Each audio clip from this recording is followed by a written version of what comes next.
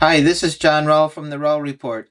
Today is Saturday, August 23rd, 2025, and we've had an article published or a declaration made by the EU Foreign Affairs Chief, Kaja Kallas. Here she is.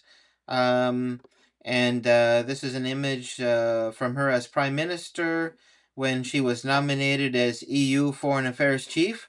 And you can see she's stunning. She's the 21st century Estonian Joan of Arc, but instead of the Joan of Arc who attacks English, she is um, focused on Russia. And so, anyway, she put out an article and she mentioned several points, I think, which are worthy of comment. So, let's get right in on her comments. I have a summary here from ChatGPT. So, she said that Russia doesn't want peace, it only wants war, basically. And she was focusing on what she said the killing, something that happens during wars. So, um, anyway, it's kind of an odd comment because from 2014 to 2022, Russia used diplomatic channels to try to resolve the conflicts between the ethnic Russian Ukrainian population and the Ukraine government that came into power after the 2014 coup d'etat Euromaidan revolution. So the democratically elected government that was in power at the time was removed through a by force through a coup d'etat, and this new government that came in was very anti-Russia, very anti-Russian language, um, against the Russian people. But unfortunately, Ukraine is composed of a lot of ethnic Russians, and this created not only friction but began basically a civil war. So, what President Putin tried to do was to try to reconcile the two sides, but in 2022, it became obvious that the deteriorating situation could not be resolved through diplomacy. In any case, let's take a quick look here at we have CNN, and it shows the Russians as the Russian language as a native language. So we have here a very high percentage of Russian speakers in two parts of Ukraine. Um, so this looks like the Donetsk People's Republic and Crimea. So Crimea was the first part of Ukraine to join up with Russia. The Donetsk People's Republic, um, I think, now has been conquered pretty much in its entirety. Let's take a look. Donetsk People's Republic. Okay, no, that is 70% that's been conquered. The Luhansk is the one that's 99% under Russian control. But anyway, let's get back here to the Russian presence, ethnic presence in Ukraine. So we have um, Russian language to the east, spoken by ethnic Russian speakers, and Ukrainian to the west. But the Ukrainian in the western part of Ukraine is not the same as the Ukrainian spoken in the central part. It may be a small distinction, but anyway, it should be clear that there isn't a single Ukrainian language. There are several dialects.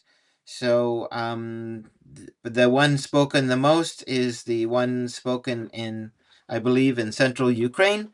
You can leave a comment in the comment section if that is if you know that is not a correct uh, information about Ukraine and about the Russian language. But anyway, if we go, things become even clearer if we go down to the 2010 presidential election, which elected, I think his name is Viktor Yanukovych, who was the prime minister of of Ukraine until he was removed by force through the Euromaidan. So anyway, so you can see that we have Crimea, and then we have 1, 2, 3, 4, 5, 6, 7, 8 oblasts, which seem not only to be ethnic Russian, but favoring a um, a neutral or pro-Russian stance. So anyway, this is important for the consideration of this current conflict. And let's go back to another thing Kaja Kallas said. Ukraine must not be pressured into territorial concessions. If we go back here to the map of Ukraine, Crimea and the 4 oblasts that are um, closest to the Black Sea, I guess you could call that, have already been accepted as part of Russia. So you can say Ukrainians are fighting for Ukraine and Russians are fighting for Russia, um, because the people in those territories voted out of Ukraine. There was a referendum in 2014 in Crimea in which the people voted to leave Ukraine and join Russia.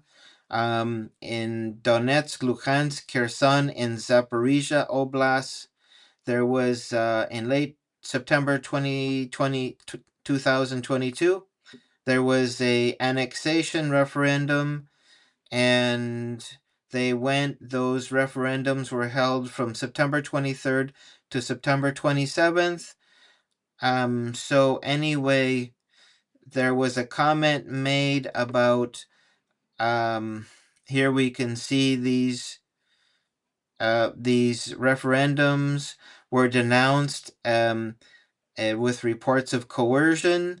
So people from Mariupol commented regarding the referendum, at least the voting that took place in Mariupol.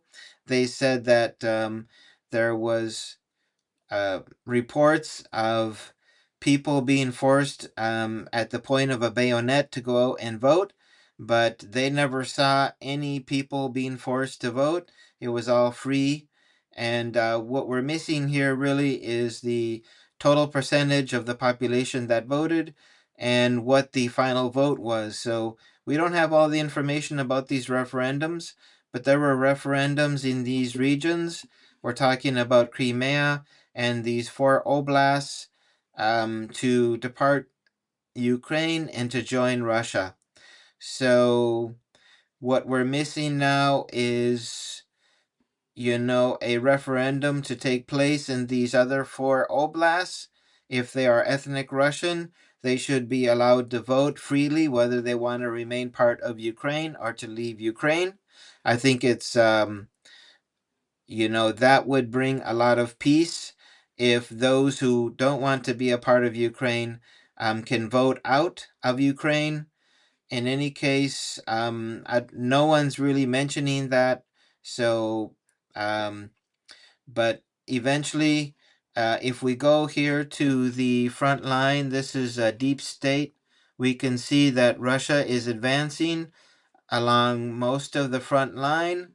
Um, uh, if you see, there's Zaporizhia, and close to Zaporizhia, the Russians are advancing. But from there down to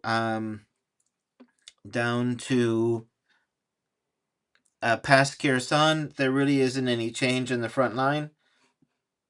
But above, um, above the Zaporizhia area, you have many key Ukrainian cities that are being encircled by the Russians. So we have the Siversk, Liman area. Russia is advancing along this whole front line. So anyway, it's only a matter of time before Russia takes these areas, whether and they will be de facto rulers of those territories. So, in order to find a peace agreement, it would be the easiest now for Ukraine to accept the loss of these territories and to conserve the other four oblasts, which are ethnic Russian, before Russia gets there, and they could also hold another referendum to vote out. So, anyway, we'll see what happens there. Another point that Kaja Kallas makes is any deal must include Ukraine and the EU. Well, if Ukraine doesn't want to um, accept any of the demands of Russia, then the the war will continue and Russia will continue to take territory. Um, and like I said, a lot of the cities that are now surrounded are key Ukrainian cities. This is the wealthy part of Ukraine. This is their economic life. Once they take Konstantinovka and once they take Liman, then they will have Sloviansk surrounded on three sides and Kramatorsk. So this whole area could fall very easily. And once they get through this area, there really isn't much to stop the Russian army to continue on going westward. So um, I really question the wisdom of EU officials who continue to push for war, for conflict. Um, what they should do is if they want to, so quote unquote, freeze the front line, they need to accept the Russia demands for the four oblasts, and their forces need to retreat towards the west and leave those oblasts for Russia, and then they can have a final peace agreement. But meanwhile, there won't be any peace agreement no um, and no resolution until Russia gets to the extent of what is the ethnic Russian areas. As some have said, Russia doesn't really want to invade the areas that are not ethnic Russian because they will have a very hard time running those areas with constant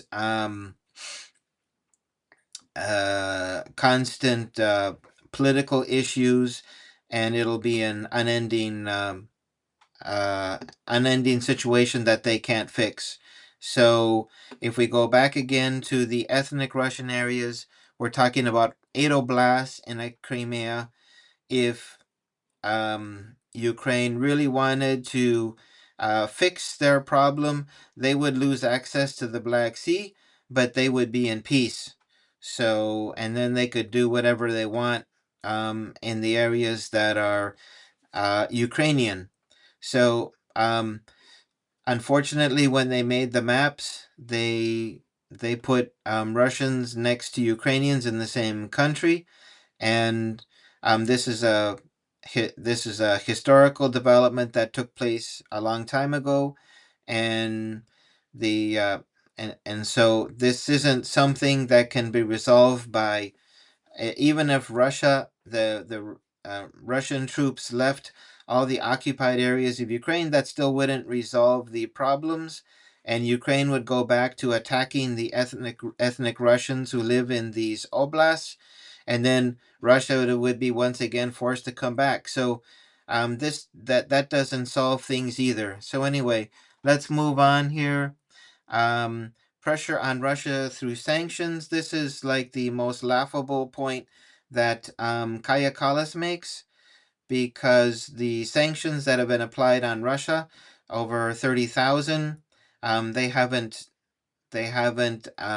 hurt Russia. In fact, they've forced Russia to think of their industry in a new way, and they've retooled and they've modernized, and they've instead of depending on other countries for what they need, they're starting to build that in their own country, so they're more independent.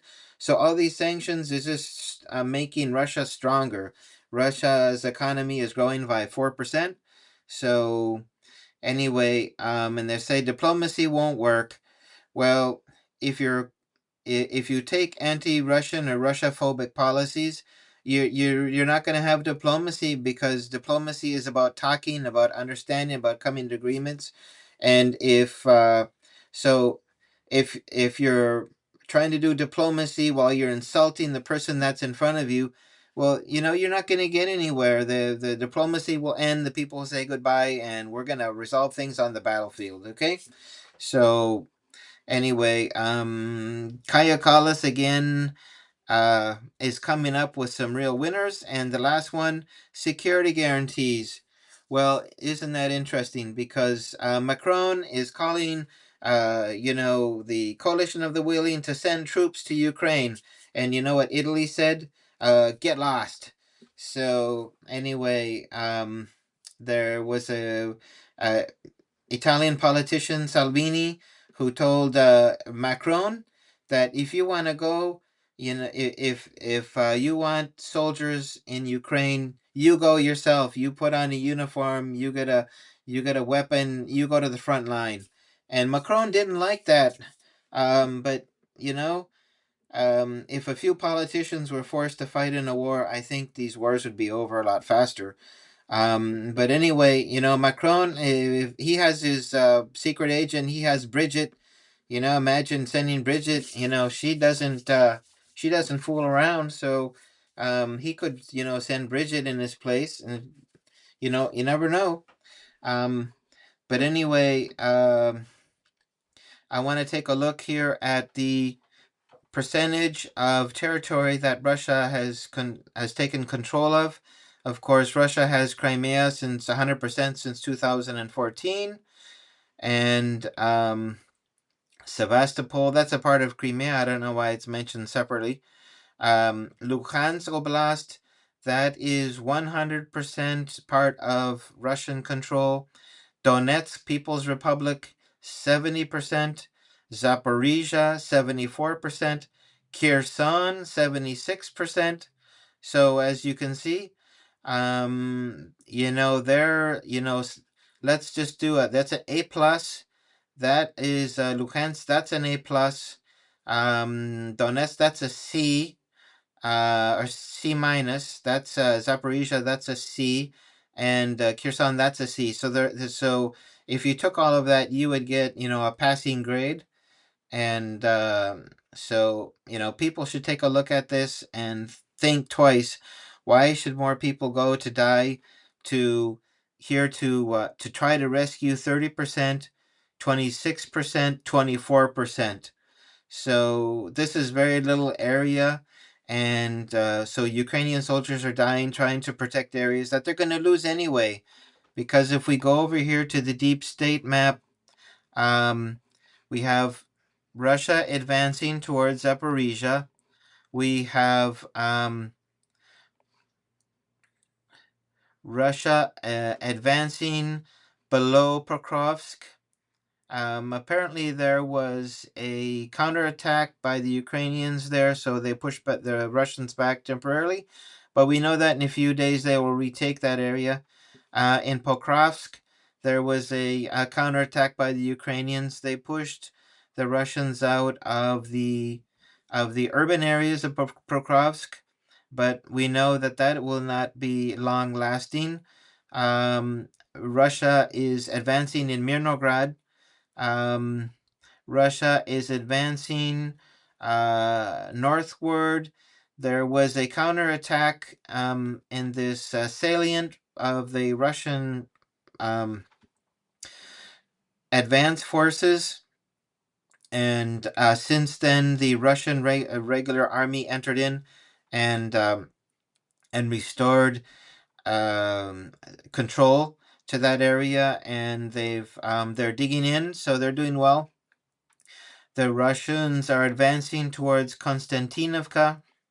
So these are all key cities. We have Kramatorsk, Sloviansk, Liman. These are all going to fall like dominoes. And then we have the northern areas. Russia is advancing here towards the Oskil River.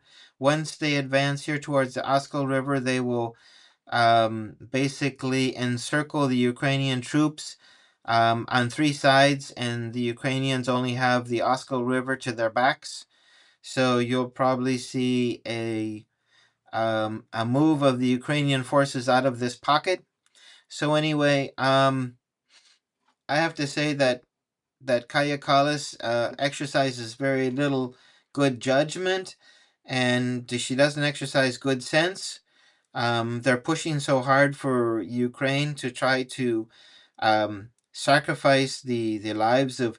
Now they're putting 60-year-olds on the front line, and they're getting under 20-year-old kids who have no understanding of warfare, and over 60-year-olds they're just not physically fit for warfare. So they're um, these people are not going to last very long in the front line. This is very unfortunate that they continue to push this. So I think it's time that somebody talks sense into the European Union countries, the coalition of the willing, Ukraine, and try to get them to understand that they're better off accepting the peace offering of Russia, or it'll just get worse for them. Some say that Ukraine has 3 to 6 months left of soldiers, weapons, and resources to continue the war, so they could completely collapse.